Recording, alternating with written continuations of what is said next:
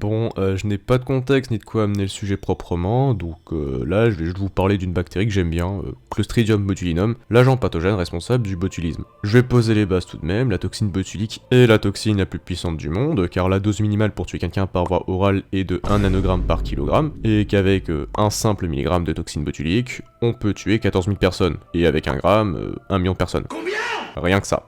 La bactérie fut découverte à la fin du 19e siècle par Emil van Hermengem, même si la maladie fut recensée dans les années 1700. C'est une bactérie à gram positif qui est anaérobie stricte, autrement dit, elle ne peut se développer que dans des milieux sans oxygène. Plus précisément, elle pousse dans un milieu avec peu de sel, dans un milieu riche, en eau, avec un faible pH inférieur à 4,8. La bactérie est également capable de sporuler, ce qui veut dire qu'elle va être sous une forme où elle va être endormie, jusqu'à être dans un milieu favorable pour reprendre du service. Les spores sont extrêmement résistants, ça peut survivre à des températures assez élevées ou même à certains désinfectants. Clostridium botulinum se trouve partout. Dans les sols, dans la poussière, dans le cerveau creux des politiques et de leurs électeurs, bref, partout, mais sous forme de spores, donc inactive. Il n'y a pas une seule façon d'attraper la maladie, d'ailleurs il existe différents types de botulisme qui dépendent du mode de contamination. D'ailleurs ça me permet d'introduire les différentes formes de botulisme justement. Le botulisme alimentaire est dû par l'ingestion de toxines botuliques, pas la bactérie, qui n'est pas capable de se développer dans l'intestin adulte, mais sa toxine, par l'ingestion de produits artisanaux ou familiaux, comme du porc suite à un mauvais entretien de la viande, ou encore dans des conserves de végétaux, ou même des conserves tout court, comme en 2023 avec des conserves de sardines, ayant été mal conservées.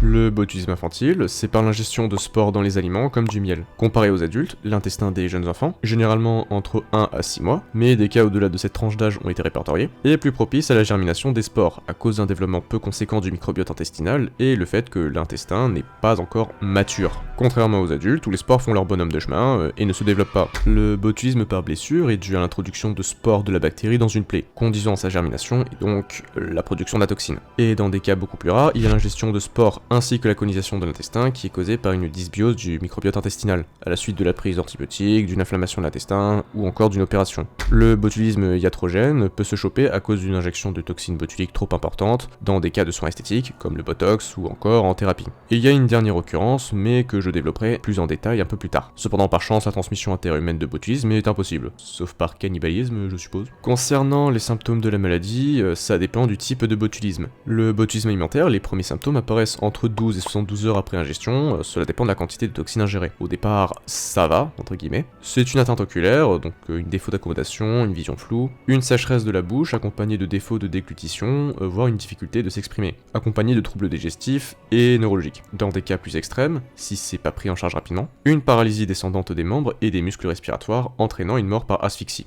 Dans quelques cas, vous avez des diarrhées, des nausées, vomissements et des crampes abdominales. Le botulisme infantile, quant à lui, c'est entre 18 et 36 heures après l'ingestion, et c'est un peu moins hardcore, car là, c'est plus des troubles digestifs, comme une constipation, des pleurs altérés ou une perte de contrôle des mouvements de tête. Peut y avoir une paralysie du diaphragme, entraînant la mort par suffocation. Je maintiens que c'est moins hardcore. Et le botulisme par blessure, c'est les mêmes symptômes que l'alimentaire, mais la différence c'est que ça prend plusieurs jours à arriver, entre 4 et 14 jours après l'infection de la plaie. Maintenant, il est temps de parler du plus fun, la toxine botulique. Je ne vais pas entrer dans le détail, mais il y a différentes toxines botuliques. Bonne T, A, AG. Et au sein de ces différents sérotypes, il y a aussi des sous-groupes. Toutes ces toxines sont dispatchées dans 3 groupes de Clostridium botulinum, ainsi que 3 autres espèces. Celles qui sont les plus communes lors des épidémies de botulisme alimentaire sont celles du groupe 1 et 2. La structure complète de la toxine est appelée le complexe progéniteur et est composée de 3 éléments. D'hémagglutine qui permet à la toxine de déstabiliser la barrière intestinale épithéliale, permettant à la toxine d'être absorbée plus facilement. Il est à noter que la toxine peut passer dans les cellules directement. Le deuxième élément est une protéine non toxique, non hémagglutinine, ayant pour rôle de protéger la toxine. Et le dernier est la toxine directement, composée d'une chaîne lourde possédant 2 groupes. Un domaine de translocation N-terminal, HN, et un domaine de liaison au récepteur C-terminal, HC. Dans le HC, il y a encore 2 domaines. HCN, qui interagit avec la membrane, et HCC, qui permet l'internalisation et le déplacement dans la cellule nerveuse. Ce dernier est relié à une chaîne légère possédant un domaine avec une activité métalloprotéase zinc dépendant, avec un atome de zinc. Vous suivez ? Parce que c'est important de connaître la structure de la protéine pour comprendre son mode d'action, qui est un peu du spoil du coup. La toxine va entrer dans la circulation sanguine, où il va aller dans plein de sections du corps, mais principalement 2. Le compartiment vasculaire et le compartiment extracellulaire, qui va lui permettre d'atteindre sa cible, les cellules nerveuses. La toxine va ensuite aller à la région présynaptique du nerf pour se lier à un récepteur appelé polycyalloganglioside.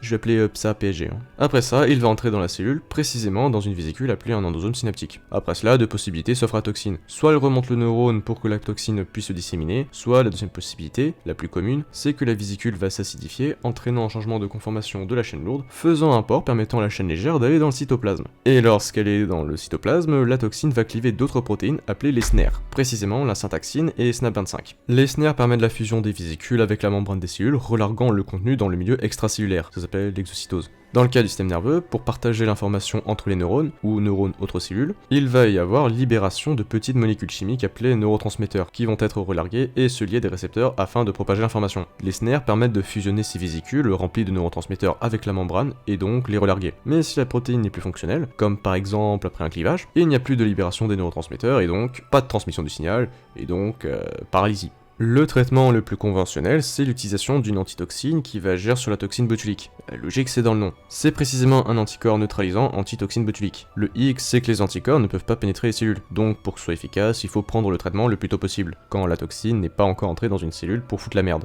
Cependant, si l'état de l'individu malade ne s'améliore pas, on l'envoie en son respirateur et ça passe ou ça casse. Dans le cas du botulisme par blessure, on peut prescrire des antibiotiques afin de tuer les bactéries. Dans tous les cas, si le traitement est pris de façon précoce, l'individu a de très grandes chances de survie, et des fois sans séquelles. Il existe aussi un vaccin, mais réservé aux militaires, car il est capable de provoquer des effets secondaires assez violents. Pour éviter la présence de toxines botuliques dans les aliments, c'est simple, pour la viande de porc, c'est des protocoles très précis à suivre, et dans le cas des conserves, on fait le botulinum cook. Traitement à 121 degrés pendant 3 minutes, on congèle et on réfrigère en dessous de 4 degrés. C'est grâce à ça que le nombre de cas de botulisme a chuté. Normalement, il n'y a plus trop de bactéries ni de spores dans les conserves, et plus aucune toxine, vu qu'elles deviennent inactives si elles sont à 85 degrés pendant 5 minutes. À part ça, la toxine, au vu de sa puissance, est sur la liste noire des agents pathogènes prometteurs pour faire du bioterrorisme. C'est là qu'on arrive au moment où je me suis pris une fiche S. Enfin, en espérant que j'en ai déjà pas une, hein. Pour commencer, le bioterrorisme, ça sert surtout à faire peur. C'est la bombe nucléaire du pauvre, car peu cher, ça dépend l'agent utilisé, provoque autant de peur que ces dernières, mais niveau efficacité, disons que ça ne remplace pas une bonne vieille bombe H. C'est pour ça que la militarisation d'agents infectieux dans l'armée, c'est de la merde. Utiliser des agents pathogènes pour tuer des gens, ça ne date pas de maintenant, mais genre d'au moins la guerre d'indépendance, voire si ce n'est plus tôt. Dans le cas de la toxine botulique, elle était déjà dans le viseur pour faire des armes biologiques. Je peux évoquer par exemple les japonais avec l'unité 731, créée par Shiro Ishii. Le plus drôle dans l'histoire, c'est que c'est indirectement à cause de la France, dont on est les premiers à faire un programme d'armes biologiques, à la fin de la première guerre mondiale après que les Allemands ont tenté de faire du sabotage avec des agents pathogènes. Que l'unité 731 et l'unité 100 existent. Pas mal, non? C'est français. Et pour rester sur le pays du soleil levant, une secte appelée Aum Shinrikyo a tenté de faire à plusieurs reprises des attaques bioterroristes avec la toxine botulique, mais ça a systématiquement foiré.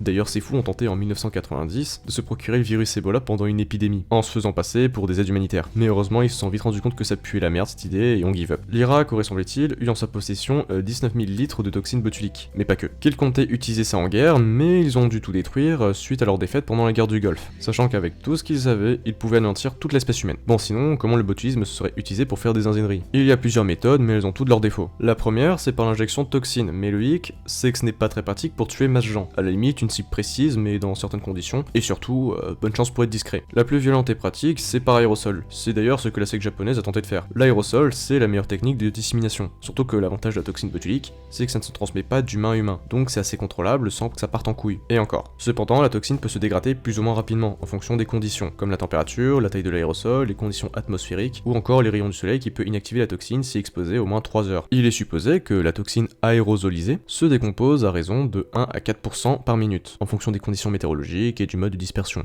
Il y a aussi par aliment contaminé. Dans ce cas, même problème. Il faut de bonnes conditions pour maintenir la toxine stable. Deuxième problème, c'est comme pour injection, pour viser un max de gens, ce n'est pas fou. C'est plus pratique pour de l'antipersonnel ou pour viser un certain groupe précis. Il y a aussi par pollution de l'eau, mais c'est de la merde. Surtout que la toxine tient pas au chlore. Et en fonction du volume, la toxine ne sera même pas létale. Ouais, ça reste moins efficace qu'une bombe artisanale ou un bon avion. Bon, bien évidemment, c'est à but éducatif, hein. Je ne vous recommande pas de faire de la merde. Non pas que j'aime les politiques, hein, entre la loi du plomb pour nous faire crever par des pesticides, l'antisémitisme décomplexé du RN ou leur envie de nous baiser davantage pour préserver 0,0001% de la fortune des ultra riches, comme pour l'ancien gouvernement Bayrou ou celui actuel, je n'ai juste pas envie de finir en tôle. Par contre, je reparlerai d'armes biologiques et histoire du bioterrorisme, car au final, c'est putain d'intéressant, et sur ce, je vous dis à la prochaine.